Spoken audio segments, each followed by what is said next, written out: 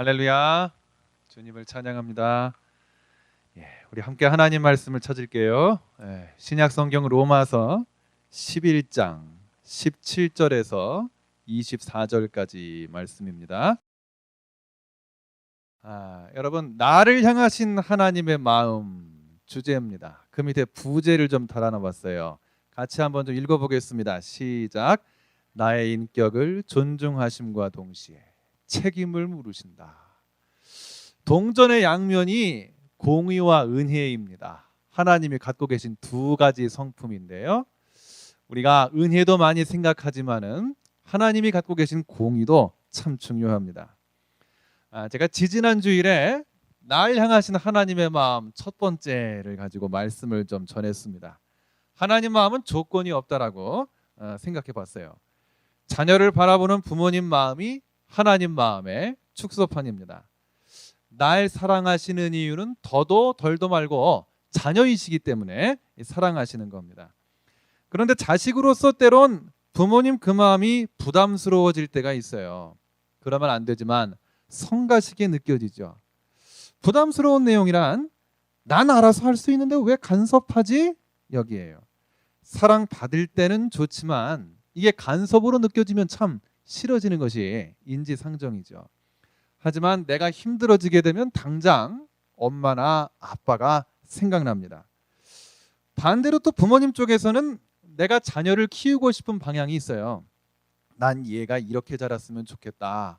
이런 직업을 가졌으면 좋겠다. 등등이에요. 근데 또 부모님 입장에서 이것이 지나치면은 욕심이 되고 마는 거죠. 그래서 부모님들 사이에서조차 그 엄마는 그 아빠는 자식에 대한 욕심이 너무 많아 할 때가 있습니다. 어느 집에 개구쟁이 아이가 있었어요. 매일같이 방을 어지럽힌대요. 엄마가 계속 잔소리를 해요. 또 치워주는데 그러다 못해 지쳤습니다. 저거를 그냥 어떻게 할까? 콱! 매를 들자니 마음이 아파서 이렇게 하기로 했어요. 매일 밤마다 아기가 자기 전에 이야기를 들려줍니다. 어떤 애가 있는데 걔는 매일매일 자기 전에 스스로 씻고 장난감도 가지런히 정리하고 잔단다 그랬대요. 저 엄마의 속은 너도 이제 이렇게 해라 이런 뜻이 들어있는 거죠. 근데 개구쟁이가 누운 채 눈을 똘망똘망 뜨고 엄마 말만 듣다가 그랬대요. 엄마, 근데 있잖아, 걔는 엄마가 없나 봐 얘기를 했대요. 이 애한테는 엄마란 그저 잔소리하고 치워주는 사람이에요. 그러니까 말 잘 듣고 가만히 잔다는 건 이제 엄마 없는 애가 된 거죠. 치워주는 사람, 잔소리하는 사람. 또 엄마한테 그저 아무리 아이가 그래도 개구쟁이는 개구쟁이, 아이는 아이라는 거예요. 인간이 사랑을 하는 한 그 사랑 속엔 필연 욕심도 들어 있습니다.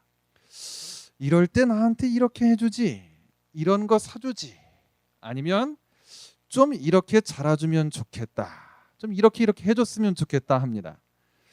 사실 부부 싸움도 그래서 일어날 거예요. 결국 내 마음에 저 사람이 이렇게 안 해주면 안 된다 할 때 그 사람과 내 사이에 갈등이 생길 거예요. 연인들끼리도 아마 분명히 그럴 거예요. 내가 원하는 남자친구, 내가 원하는 여자친구의 모습이 분명히 있을 텐데 이거에 맞지 않을 때 은연중에 이거를 이제 요구한다는 겁니다. 하나님도 우리를 사랑하시는데 우리 하나하나를 향해 뜻을 두고 계세요. 즉 얘를 세상에 보냈는데 이렇게 살면 내가 참 기쁘겠구나 하시는 거예요.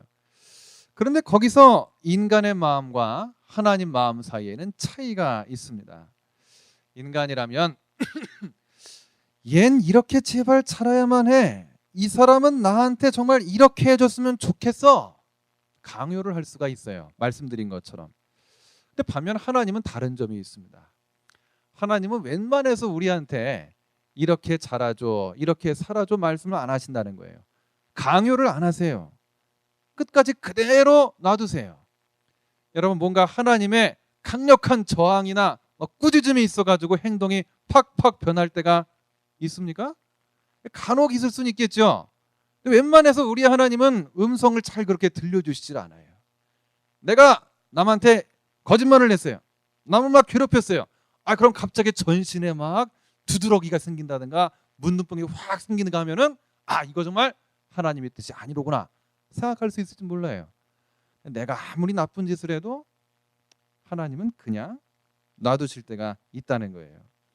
근데 여러분, 물론 끝은 있습니다.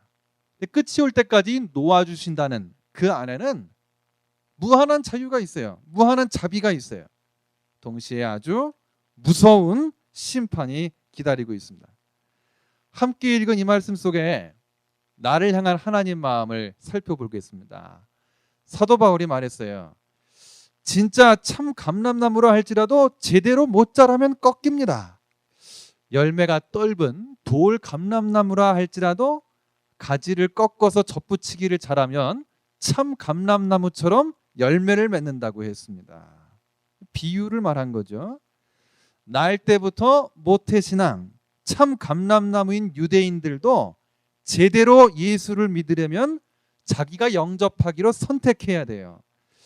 돌 감람나무인 이방인이 그리스도인이 되기까지 하나님이 이 사람들을 스위치 조작하신 게 아닙니다. 손쉽게 바뀐 게 아니에요.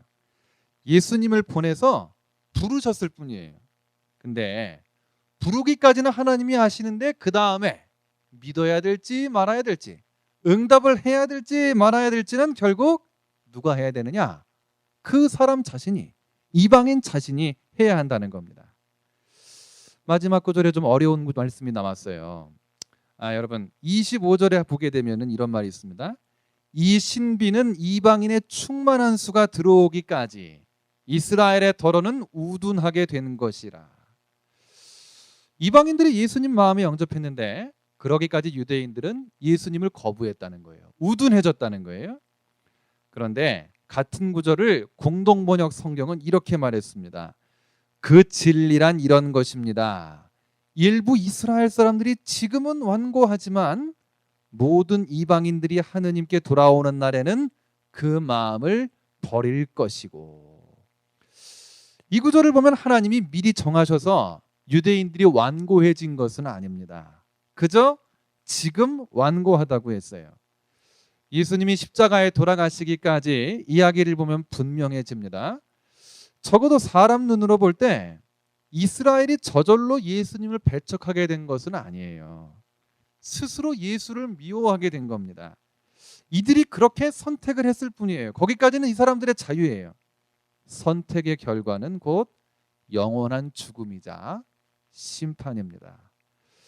우리가 알아야 될 중요한 점이 여기 있습니다. 같이 한번 해볼까요? 따라해 보세요. 하나님은 우리로 하여금 스스로 선택하게 하신다.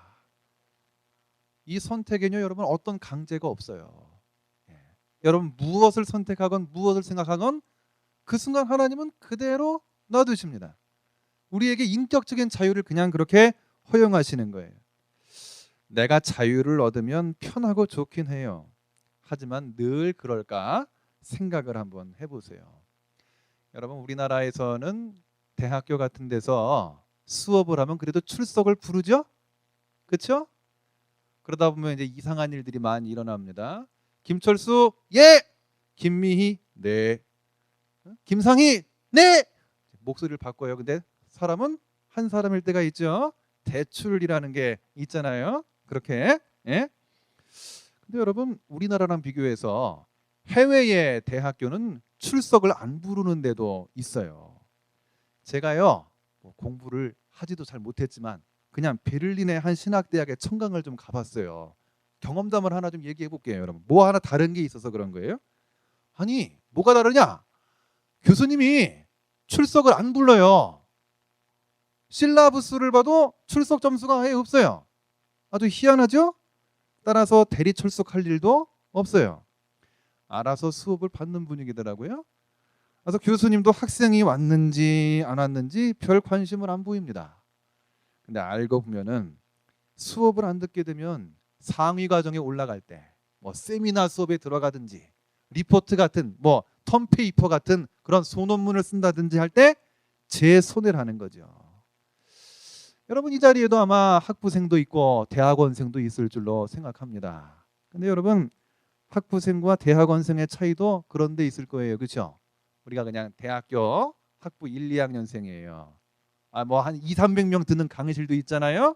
교수님들이 막 고등학교 선생님처럼 야 1번 너 1번 와 이런 거 없잖아요. 그냥 떠들거나 말거나 자거나 말거나 그냥 가만히 청산유주처럼 자기 얘기만 계속 하시죠. 많은 경우. 이제 그러다가 대학원에 올라가요. 대학원생이 발제문을 잘 못 해왔어요. 또 뭐 시험 연주를 했는데 잘 또 못해요. 그럼 교수님이 막 야단친다 그러잖아요. 저 선배들한테 들었어요. 여러분 신학대학 교수님들도 그럴까요? 안 그럴까요? 제 신학교 선배는 그래요. 대학원에 갔더니 학부랑 다르다는 거예요. 소논문 과제를 잘못했더니 야 하면서 막 때로는 막 발제문을 막 찍기도 하고 막 던지기도 하고 막 그랬다는 거예요. 그분들 아무리 생각해도 채플 시간에 설교할 땐 참 거룩해 보였는데 그런 좀 무서운 모습이 있어요. 제자를 키우기 위해서 이제 그렇게 하는 거예요. 같은 학부생이라도 뭐 내 제자냐 아니냐에 따라 다를 거예요. 근데 이제 대학원에 올라가게 되면 이제 그 패밀리에 들어가는 거잖아요. 그렇죠? 연구실이나 조에 들어가는 거 아니에요? 그러니까 교수님이 좀 더 가까이 두고 더 막 이제 빡세게 가르치는 거예요. 그럼 결국 여러분 그 선생님이 좋아하고 사랑하는 학생은 누군가요? 상관 아예 안 하는 학생일까요? 그래도 좀 야단치는 학생일까요? 전자일까요? 후자일까요? 그래요. 관심이 없으면 아예 야단 같은 거 안 칩니다. 그러니까 뭘 해도 상관이 없어요. 상관이 생기면 좀 이제 고달프지만 그래도 그만큼 관심이 나한테 와 닿고 있다는 거예요. 내가 아무리 열심히 과제물을 만들어 왔어요. 아무리 열심히 뭐 악기를 연습해 왔어요. 선생님을 만났어요. 선생님이 안 들어준다고 생각해봐요. 내가 막 며칠 밤을 세워가지고 통계를 막 해가지고 프리젠테이션을 이쁘게 해가지고 과제물을 냈어요. 근데 선생님이 안 읽어준다고 한번 생각해봐요. 어때요? 그럼 나는 그 스승님을 좋아하려고 하고 배우고 싶은데 다가서려면 어떻게 해야 되겠어요? 아까 얘기한 그런 유럽 같은 나라들에서는 알아서 들어가는 거예요. 그냥 알아서 자기 지식이 되는 거니까 자기가 선택해서 자기 걸 만들어야 되니까 들어가는 거예요. 안 들어가도 누구도 뭐라 안 해요. 근데 손해는 자기 거다. 그렇게 생각을 하고 있는 거죠. 그래서인지 이제 성인이 돼가지고 스승을 두게 되면 많은 스승님들은 학생들 스스로 하도록 일정하게 거리를 두는 분들도 있지요. 그래서 고등학교 때하고 그 이상하고는 또 달라지는 거예요. 우리 하나님 마음도 한번 여러분 생각해 보세요. 한편으로는 이런 마음도 있으신 겁니다. 이스라엘이 그토록 선택하신 백성이라고 해도 이들이 예수님 배척하고 하나님 떠나니까 그냥 놓아두신 거예요. 이방인들은 반대로 조상 때 하나님을 떠났어요. 근데 베드로, 바울 사도들한테 전도를 받고 마음문을 열었어요. 그러니까 유대인과 똑같이 하나님 자녀가 된 겁니다. 이방인들은 역시 결단하고 선택해서 하나님을 믿기로 한 사람들이에요. 만일 이들이 안 믿기로 했더라도 하나님은 또 그대로 놓아두실 거예요. 종교개혁자 칼빈이 이렇게 가만히 놓아두는 것을 두 글자로 이렇게 말했어요. 따라해 볼까요? 유기. 유기견만 유기가 아니에요. 하나님께서도 죄인들이 일정 부분 정도를 넘어가면은 진짜 상관을 안 하세요. 유기해 두세요. 그냥 내버려 두면 두실수록 사람은 스스로 정신을 차리기보다 더욱 막 나가는 것이죠. 여러분 우리나라에서도 지난 밤 어느 곳에서나 사건 사고가 분명히 있을 겁니다. 또 이 주말 저녁에 얼마나 마음대로 사람들이 행동을 했겠어요? 하지만 아무런 말씀을 안 하시는 거예요. 그런데 누구한테나 인생의 끝이라는 것은 이 세상의 끝이라는 것은 오게 돼 있는 것이죠. 그리고 그 끝에는 하나님의 준엄한 심판이 있습니다. 여러분 1994년 7월 8일이었는데 저는 그날 논에서 봉사활동을 하고 있었어요. 뜨거운 땡볕 아래에서 논에서 이제 모 옆에 나와 있는 잡초 피라는 거를 뽑고 있었어요. 땀을 뻘뻘 흘리고 있었습니다.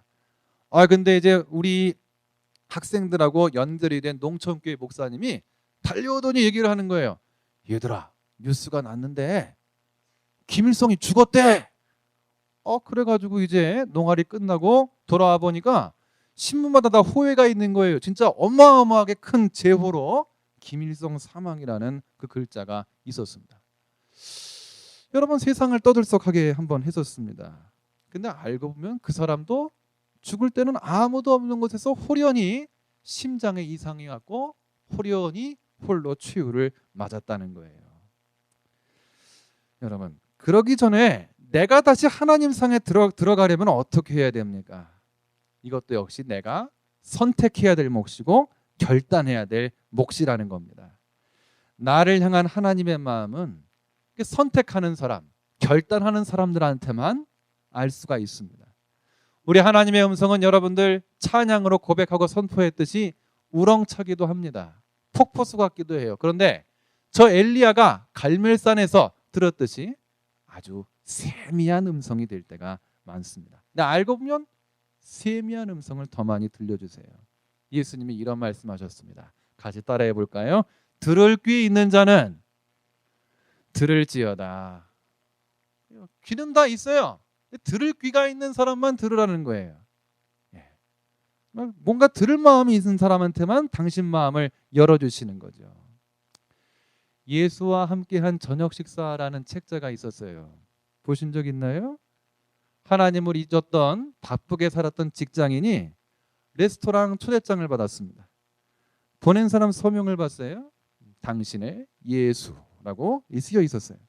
황당했어요. 가봤더니 약간 긴 머리에 코수염을 기르고 회색 양복을 말끔히 빼입은 한 남자가 서 있었습니다.